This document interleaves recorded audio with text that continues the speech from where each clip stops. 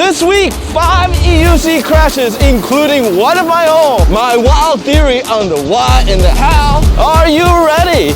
Roll the intro. Like and subscribe if you enjoyed this video, and we'll be BFFs forever.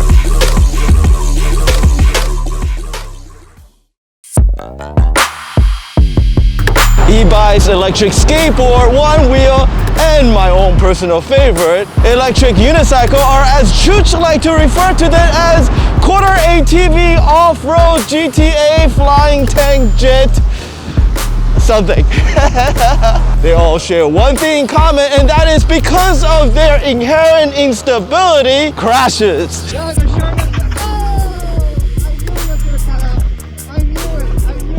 Who doesn't like a crash video? Anticipation, excitement, and a healthy dose of condescension. I am way too cool and skilled to have something like that happen to me. A good crash video wrote all of that beautiful chemistry into one compact and easy to digest package, like a tightly edited Hollywood action scene. But like those politically correct PSA at the end of the G.I. Joe cartoon, and knowing is half the battle.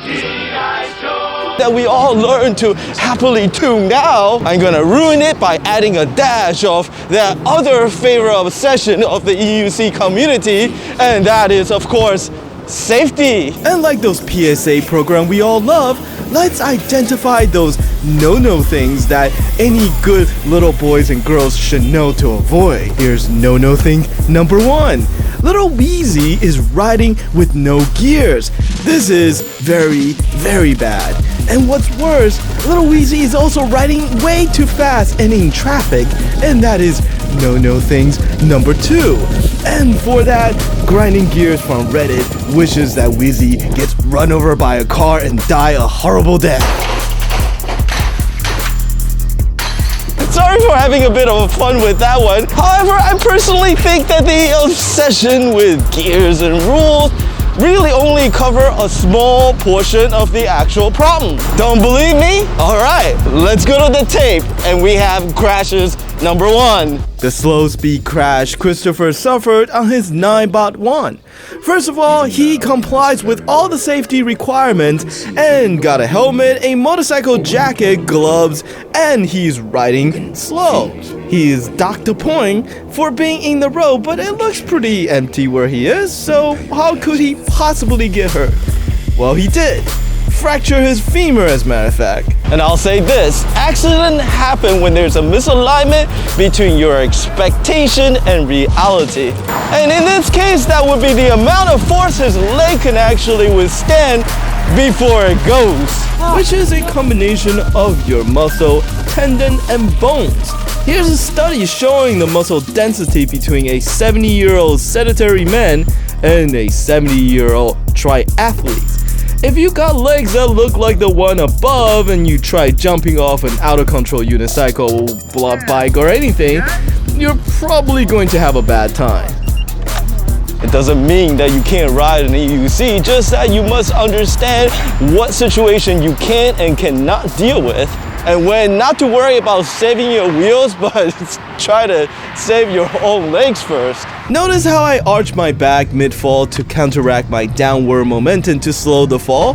That is just one of the many ways you'll discover if you practice. And with better alignment with whatever your body can or cannot handle, you'll be safer. Crash number 2. This is the classic cutout. You lean and push the wheel, it beeps and warns you that it's at its limit.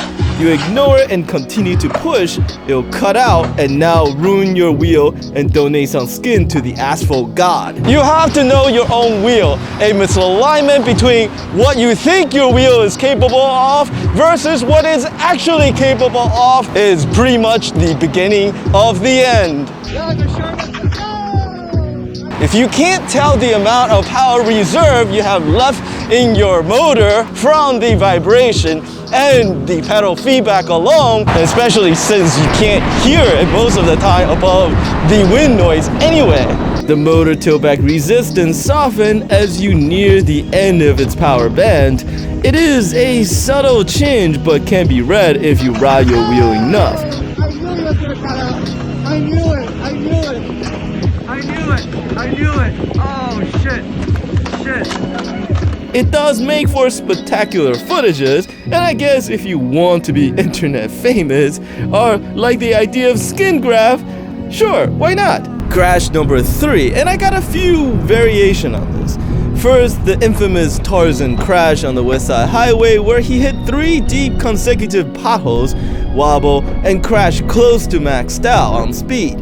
And the one that VT got caught similarly with a pothole recently, also on a Sherman, and had a cutout on him actually.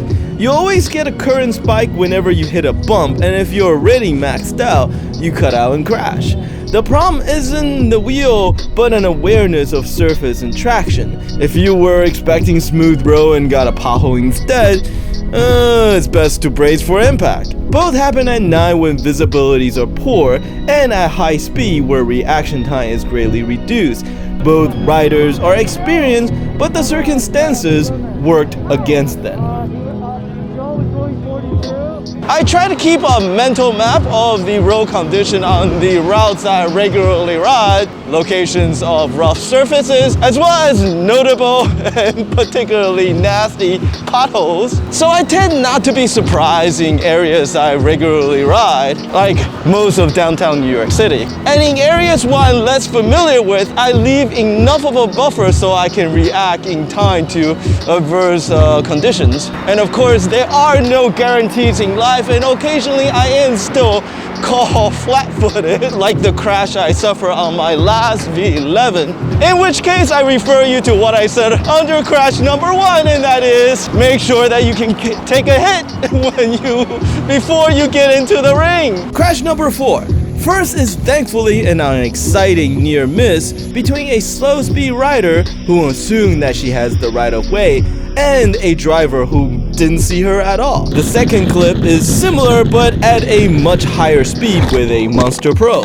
If your mental model of how drivers, bicyclists, or pedestrians will conduct themselves and react to you on the road don't align with what they actually do, in reality, this is what happened. If you drive, you likely can already read the subtle signal from others.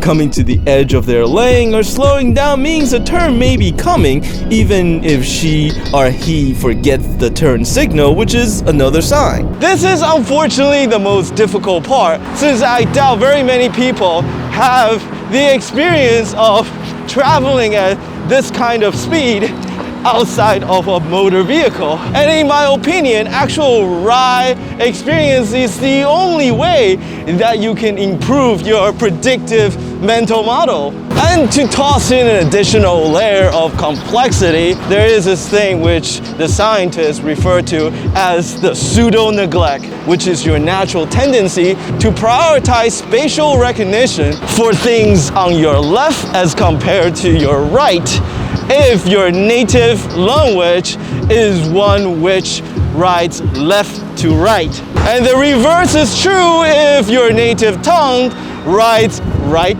to left. Like, let's say Chinese or Arabic. And the differences between your strong versus weak side could be as much as 0.2 seconds. When you're traveling at 30 miles per hour, that 0.2 seconds of reaction time could mean as much as 10 feet of braking distance that you're missing out on.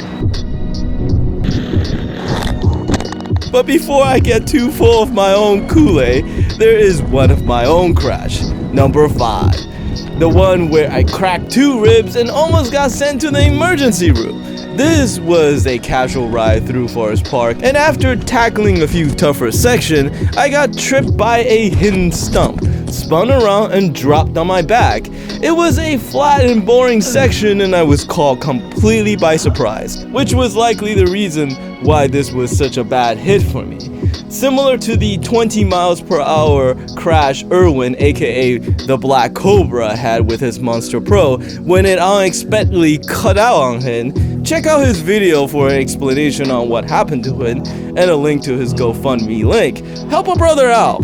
When you're mentally in a safe place, that is also when you're at your most vulnerable. Since your guards are down, I'm used to catching myself or cushioning or sliding out on my knees and legs, None of that worked when I'm flying backward and hitting the ground before I even realized what happened. The other piece is that I am not a big trail rider. This is the condition I usually ride in, and mentally I don't think I have fully accepted that fact. It felt similar, even though fundamentally there are many things about off-road riding that's obviously hugely different than riding on asphalt. A small tree stump hidden by leaves don't exist on asphalt. A tiny variation that an experienced trail rider likely compensate for without even thinking about it almost landed me in the emergency room. I was told that ancient samurai would ritually contemplate their own death each morning. And I'm starting to think that it's a pretty good way to avoid mental complacency and the mistaken bias brought forth by the survivors' fallacies. And I try to do the same to remind myself of the many fall and crashes, lest I forget painful lessons.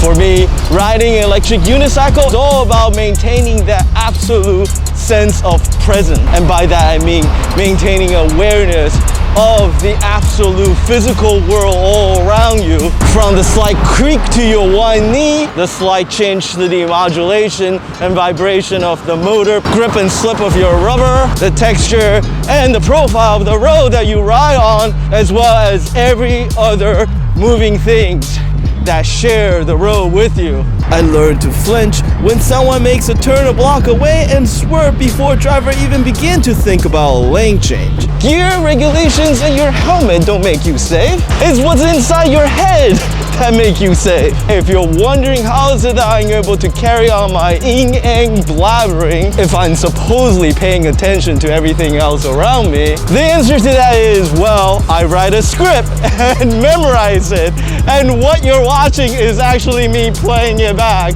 wherein 90% of my attention is so actually firmly anchored in maintaining my awareness all around me.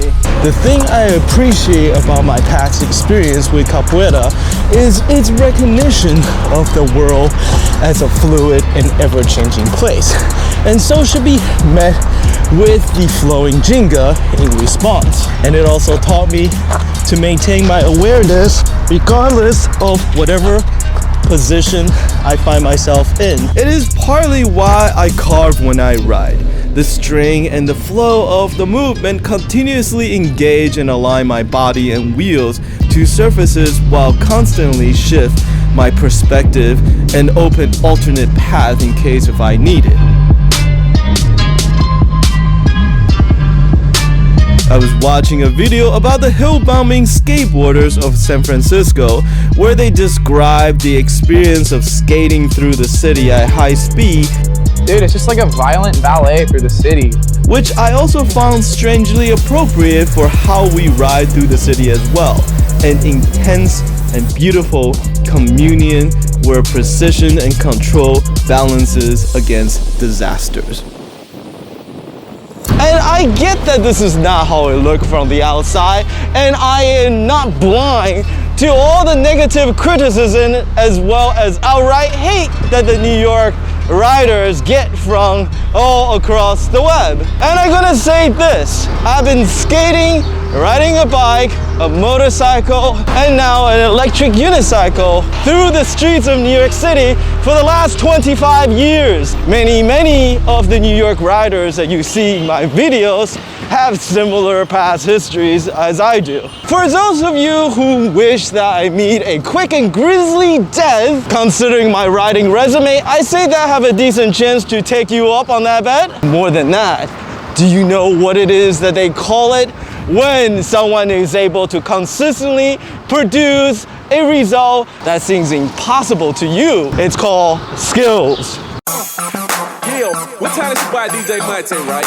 Got a brand new dance coming for you. I'm Kevin from the East Coast, West Coast. Am I full of it, or have I made some good points? Well, that is what the comment section below are for. And you know what? Aha! I somehow managed to trick you into wasting another 15 minutes of your life, but I hope you enjoyed it.